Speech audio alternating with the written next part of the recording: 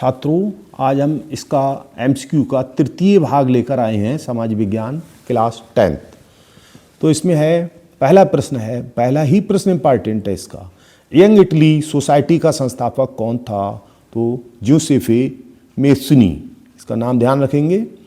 अगला प्रश्न ये भी ठीक है, जर्मनी के एकीकरण में मुख्य भूमिका किसकी थी? जर्मनी के एकीकरण में, तो जर्मनी के एकीकरण में मुख्य भूमिका ऑटो ऑन बिस्मार्क की थी, जो जर्मनी का निवासी था। क्वेश्चन को घुमा के भी पूछ लेते हैं कि, तो इस तरह से इसे ध्यान रखेंगे। अगला है, नेपोलियन का संबंध किस देश से था? तो नेपोलियन का संबंध फ्रांस से था।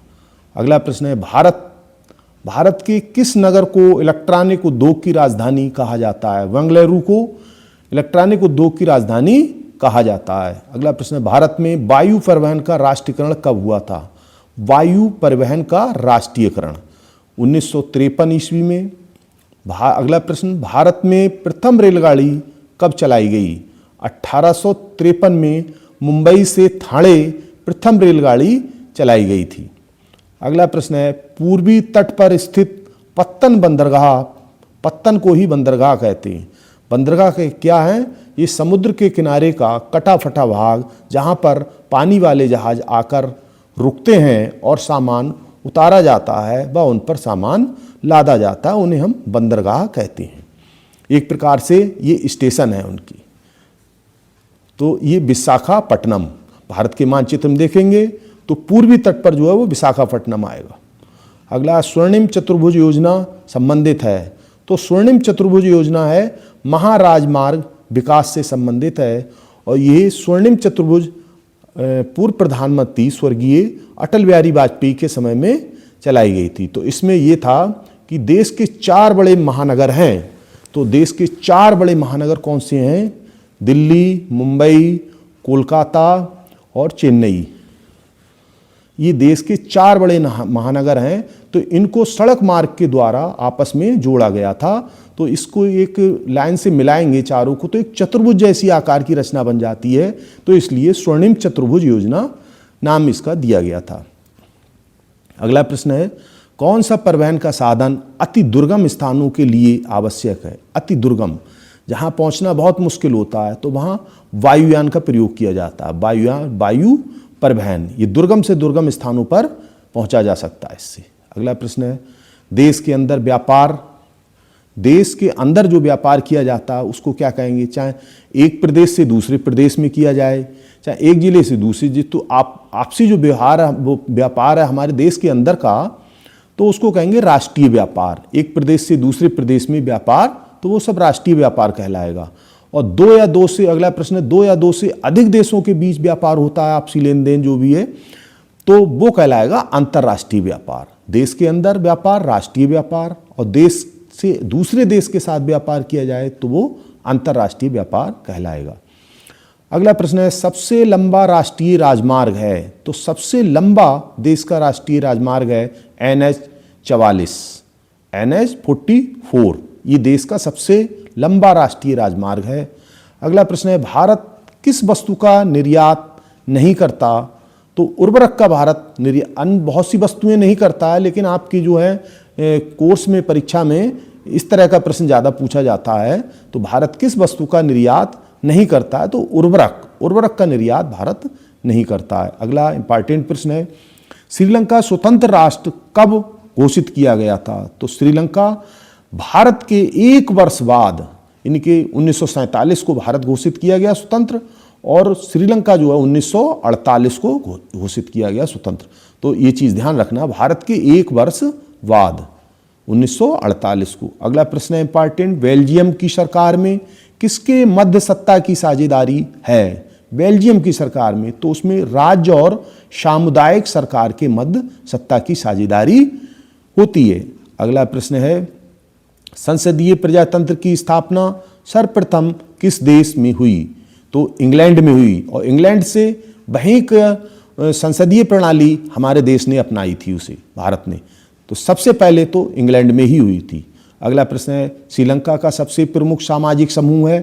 तो सिंगली वहाँ ज़्यादा है, तो सिंगलियों का जो श्रीलंका का बहुसंख्यक वर्ग है, संख्या में सबसे अधिक हैं, कौन है? सिंगलियों।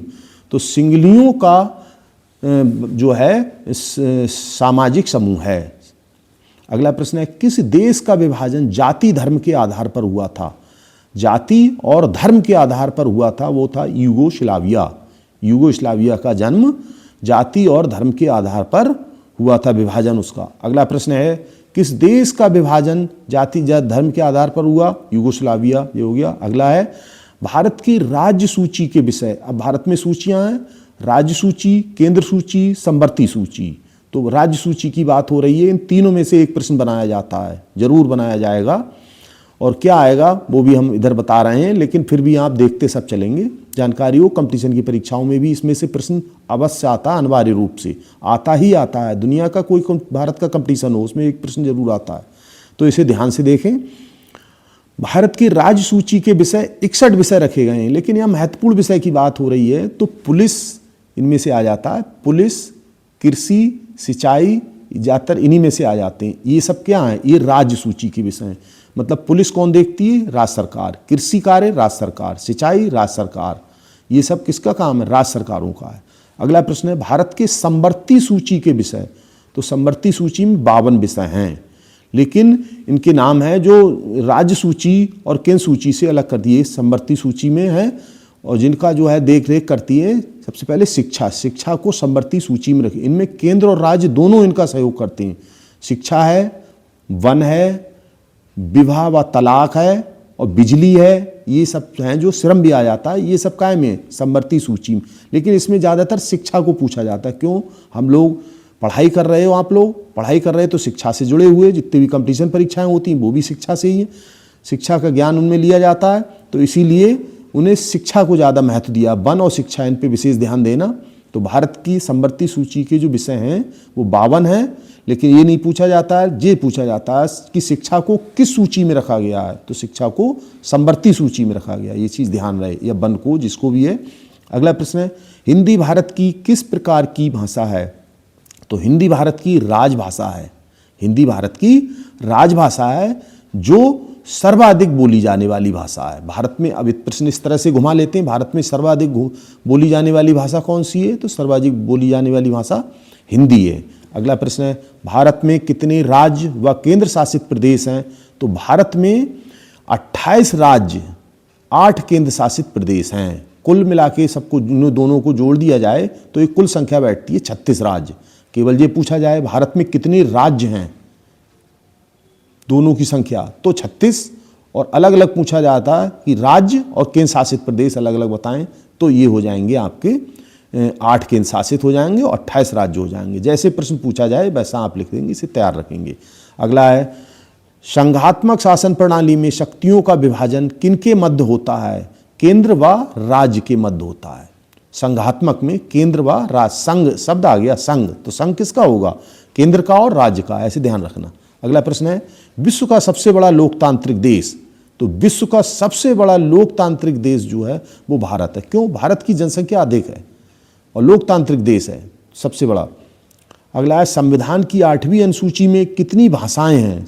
8वीं अनुसूची में कितनी भाषा? 22 भाषाओं को मान्यता दी गई है।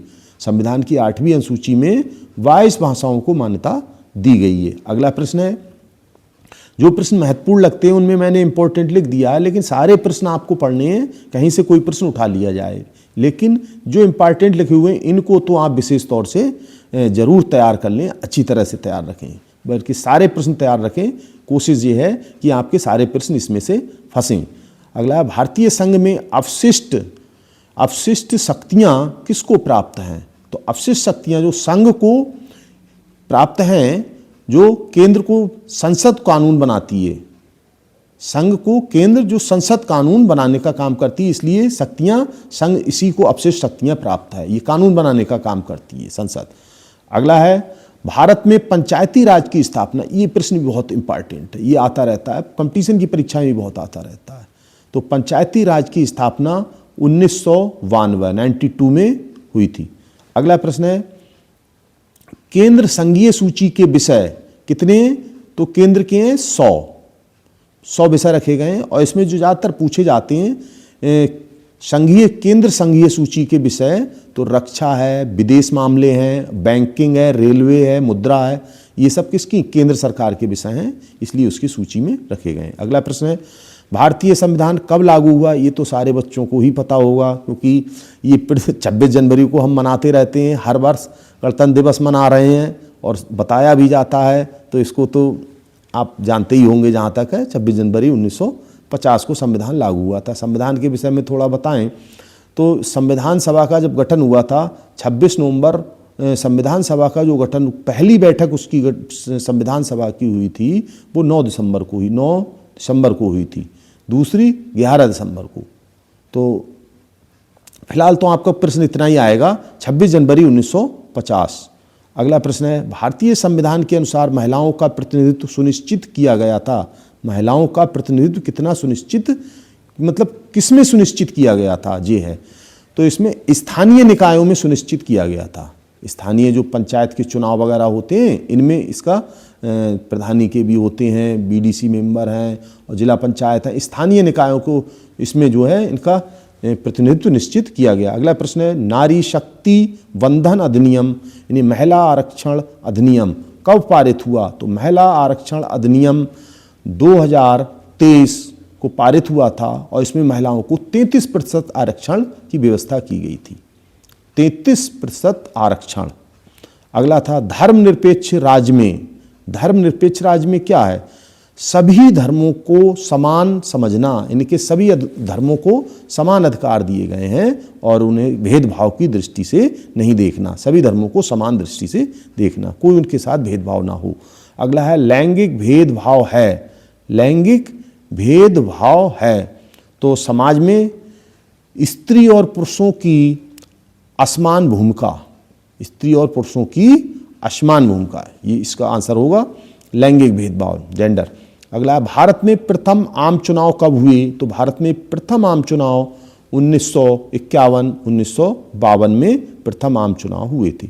अगला प्रश्न है, जनसंघ। ऐसा भारतीय जनता पार्टी अब है और इससे पहले इसका जब जन्म हुआ तो जनसंघ के रूप में हुआ था। तो जनसंघ की स्थापना जो है वो हुई थी 21 अक्टूबर 1951। श्यामा प्रसाद मुखर्जी और लोग भी 2-3 लोग और थे, लेकिन मुख्य जो थे वो श्यामा प्रसाद मुखर्जी थे। इसका विलय 1980 में भारतीय जनता पार्टी के रूप में अन्य दलों के साथ हो गया और भाजपा में इसका विलय हो गया। इसका नाम पड़ गया तब से भाजपा, 1980 से भारतीय जनता पार्टी। अगला प्रश्न है, भारत के क्षेत्रीय राजनीतिक दल, 2 तरह के दल होते हैं। एक क्षेत्रीय दल होते हैं जो प्रदेश लेवल तक रहते हैं और एक राष्ट्रीय दल होते हैं जो पूरे देश में चुनाव लड़ते हैं और वो राष्ट्रीय दल माने जाते हैं। तो क्षेत्रीय दलों की बात आती है तो हम अपना उत्तर प्रदेश का ही दल देख लेते हैं।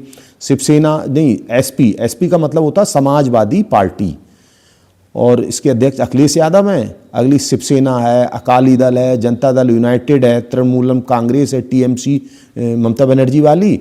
तो ये इसके ये प्रश्न इस भाग के तीसरे भाग के आपके ये एमसीक्यू प्रश्न हो जाते हैं और आपका अभी एक भाग और बचा है, चौथा भाग, उसे भी हम जल्द ही लेके आएंगे और इन प्रश्नों को आप ठीक से तैयार कर लें। लेकिन आप इतना ध्यान रखें, चैनल को सब्सक्राइब करें, लाइक करें और शेयर करें, जिससे कि आगे वीडियो हम आपके लिए लाएं तो हमारा भी मनोबल बढ़ता रहे। तो आप हमारा इतना सहयोग करते रहें और आप देख लें। ठीक है, धन्यवाद।